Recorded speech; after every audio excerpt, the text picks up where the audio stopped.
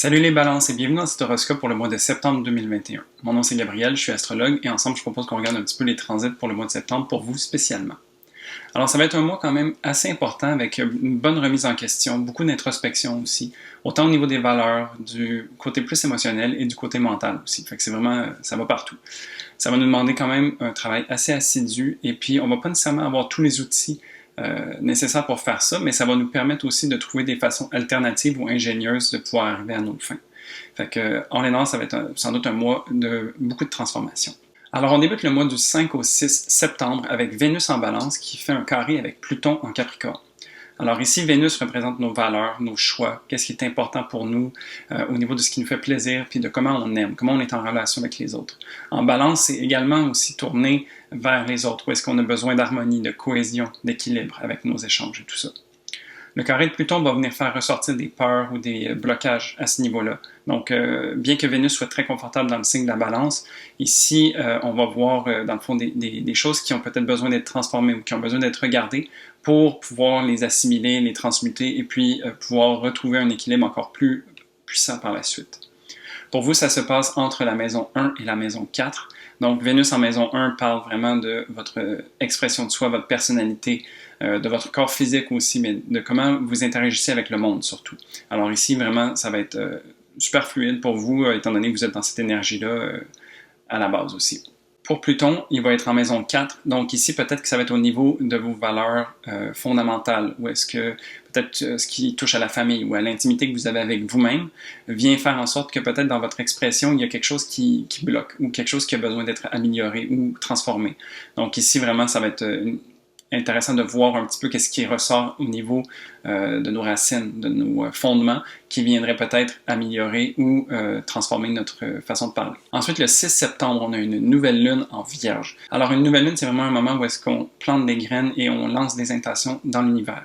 Alors ici, dans l'énergie de la Vierge, ça va être intéressant de peut-être voir qu'est-ce qui peut être fait au niveau de l'introspection, au niveau de notre développement personnel.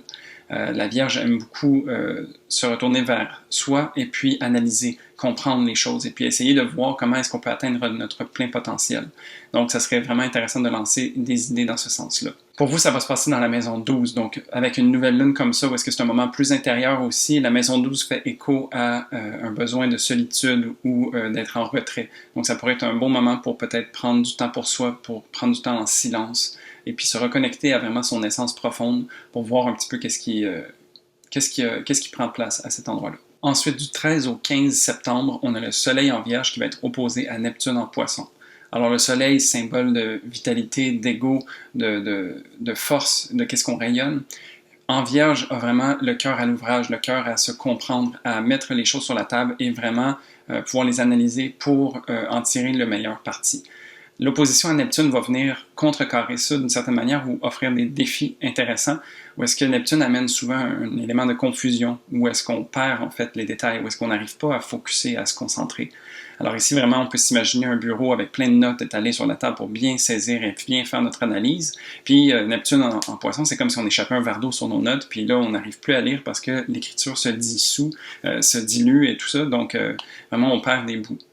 Fait que ici, ce qui serait intéressant, c'est sûr que l'énergie de la Vierge est présente, puis on a envie de faire ce travail-là pour soi, mais il ne faut pas négliger non plus le côté Neptune, qui parle de spiritualité, qui parle de connexion à plus grand que soi, et donc de se laisser inspirer un petit peu. Alors oui, il y a un travail méthodique et tangible à faire, mais il ne faudrait pas négliger non plus le côté inspiré ou spirituel qui peut venir avec ça. Donc des fois, peut-être que de prendre un pas de recul, surtout que ça se passe dans l'axe de la maison 12 et 6 pour vous, donc prendre un pas de recul pour pouvoir faire de la place puis se laisser inspirer aussi d'une certaine façon. Neptune se trouve dans votre maison 6, ce qui va faire en sorte que peut-être aussi ça va être le quotidien qui va venir faire en sorte que vous avez de la difficulté à vous retirer ou à prendre du temps pour soi.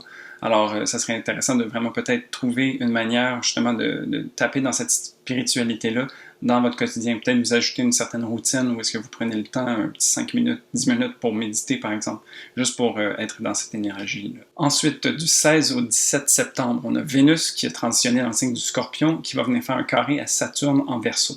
Alors, Vénus en Scorpion va venir toucher à des choses beaucoup plus profondes. Dans le signe de la balance, on était plus tourné vers l'autre, dans l'échange, dans l'équilibre. Là, avec le scorpion, on va puiser vraiment dans nos tripes. On va aller voir qu'est-ce qui se cache sous la surface, qu'est-ce qui a besoin d'être transformé, où est-ce que nos valeurs sont vraiment situées, puis qu'est-ce qui s'y cache. Vénus se trouve en maison 2 pour vous, et donc ça parle peut-être en fait de quelque chose qui représente une ressource pour vous, que ce soit au niveau monétaire ou au niveau des talents. Peut-être quelque chose qui vous permettrait de découvrir quelque chose de nouveau, qui pourrait vous apporter beaucoup si vous prenez le temps de le développer. Alors ici, vraiment, c'est trouver un peu son plaisir, puis voir comment est-ce qu'on peut être en relation peut-être plus profonde avec ce talent-là qui est inné. Saturne, quant à lui, se trouve en maison 5, et donc Saturne représente des limites, un certain poids, et donc quelque chose qui vient peser dans la balance, qui vient faire en sorte qu'on a des bâtons dans les roues un petit peu. Alors ici, oui, vous développez avec Vénus en Scorpion un talent nouveau, mais peut-être que Saturne, de son côté, dans la maison 5, il y a comme des impondérants qui viennent vous contraindre ou vous limiter. La maison 5 parle des plaisirs, justement, des hobbies, des enfants aussi. Donc peut-être qu'à ce niveau-là, il y a quelque chose qui prend trop de votre temps, qui ne vous permet pas de vous focusser sur autre chose qui est peut-être plus personnel. Alors ici, ce serait important de voir qu'est-ce qui est à développer, puis qu'est-ce qui prend du temps pour vous, qu'est-ce qui, malgré que ça vous amène de la joie, vous prend du temps, puis vous empêche peut-être de développer quelque chose de nouveau. Alors ici, ça serait de trouver l'équilibre entre ces deux choses-là. Le 20 septembre, on a une pleine lune en poisson. Alors une pleine lune, c'est une culmination où est-ce qu'il y a une montée en énergie, puis au moment de la pleine lune, on relâche cette énergie pour manifester, en fait. Donc dans l'énergie du poisson, c'est une énergie très mystique, très spirituelle, très créative aussi. C'est un moment où est-ce qu'on a envie justement de se délester de choses, d'avoir foi en la vie, et puis de se laisser porter par le courant, si on peut dire. Alors ici, vraiment, ça va être une pleine lune puissante où est-ce qu'on va pouvoir relâcher beaucoup d'énergie et faire en sorte qu'on puisse manifester quelque chose d'intéressant qui nous parle beaucoup. Pour vous, ça se trouve dans la maison 6, et donc la maison 6 parle de la routine, du quotidien, de la santé et tout ça, et donc ça pourrait être un bon moment pour justement avoir un certain focus là-dessus, pour faire en sorte qu'on manifeste quelque chose d'intéressant qu'on peut goûter au jour le jour. Vraiment, c'est à ça que ça parle, cette pleine lune-là. Puis du 22 au 24 septembre, Vénus en Scorpion va venir faire son opposition à Uranus. Alors, Vénus en Scorpion, j'en ai parlé un petit peu, c'est vraiment un travail de fond, un travail de valeur, qu'est-ce qui sont les choix qu'on a envie de prendre, puis vraiment en allant fouiller aussi profondément à l'intérieur de soi et de ses émotions, en étant vrai avec soi-même, on arrive peut-être à déceler certaines choses qui sont nouvelles pour nous. L'opposition à Uranus va venir poser la question qui tue, si on peut le dire. Alors, voyant qu'il y a des nouvelles choses qui sortent ou se rendant compte qu'il y a des choses cachées en dessous, dans l'ombre, qu'est-ce qu'on a envie de faire avec ça? Où est-ce qu'on a envie de se situer par rapport à ça et c'est quoi les choix qu'on va entreprendre? Uranus en taureau aussi remet en question nos valeurs qui sont fondamentales, qui sont sur lesquelles on se construit. Et donc vraiment, ici, c'est comme si on avait un joker qui vient d'apparaître puis on doit choisir qu'est-ce qui doit être fait en ce sens-là. Pour vous, ça se joue entre la maison 2 et la maison 8. Alors encore une fois, la maison 2, où est-ce que Vénus se trouve, parle des talents innés et des ressources que vous avez. Et la maison 8, pour Uranus, parle de transformation. Alors vraiment ici, j'ai l'impression qu'il y a un bon changement qui va s'installer pour le mois de septembre, où est-ce que les choses que vous découvrez à l'intérieur de vous comme étant des talents ou des ressources vont peut-être vous apporter quelque chose de nouveau sur lequel vous avez envie de capitaliser pour vous amener plus de bonheur et plus d'expression de soi, une certaine souveraineté, si je peux dire.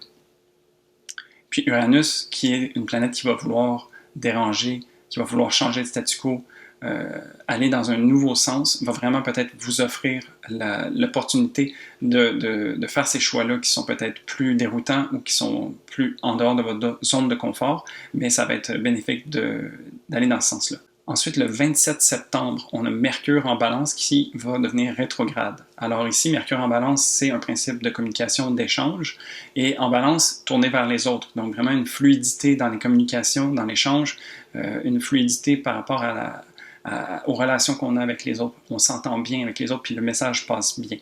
Alors, une rétrogradation, c'est un retour à soi, un retour à l'intérieur. Donc ici, encore une fois, une note d'introspection qui s'impose. Où est-ce qu'on peut réfléchir, refléter, revoir certaines choses qui ont été faites peut-être pendant l'été, puis on fait l'état des choses, on fait un bilan. Alors ici, vraiment, on se concentre plus sur soi, puis on essaie de voir à un niveau mental qu'est-ce que tout ça nous a apporté. Il y a eu beaucoup d'énergie de feu pendant l'été, puis là maintenant, on a la tête un peu plus froide et on regarde de manière concrète et en utilisant son mental, qu'est-ce qui se passe. Pendant cette rétrogradation, Mercure va faire un carré avec Pluton. Alors ici, Pluton qui va encore une fois venir refaire monter à la surface les choses qui bloquent ou qui sont dérangeantes ou qui ont besoin d'être transformées. Peut-être aussi des choses qui nous font peur. Mais cette fois-ci, au lieu d'être au niveau des émotions, ça va être plus au niveau du mental et en conscience. Alors vraiment, ici, on boucle la boucle, si je peux dire, en ayant autant le côté mental que des tripes qui va venir être en contact avec Pluton puis qui va faire remonter ces choses-là à la surface. C'est toujours intéressant de répondre à l'appel de Pluton quand ça nous arrive, parce que Pluton a toujours cette idée de vouloir transformer les choses, de vouloir faire en sorte qu'on n'est plus bloqué par des vieilles croyances ou des choses comme ça, puis ça nous permet de nous positionner dans une nouvelle sphère ou dans une nouvelle puissance. Donc il y a vraiment cette idée de transformation avec ça, puis ça va se jouer au niveau mental. Alors voilà, ça fait le tour du mois de septembre pour vous les balances.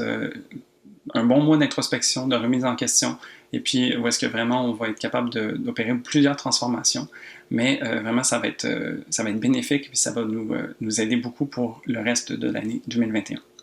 Alors sur ce, je te souhaite un très beau mois de septembre, et puis je te dis à la prochaine. Salut!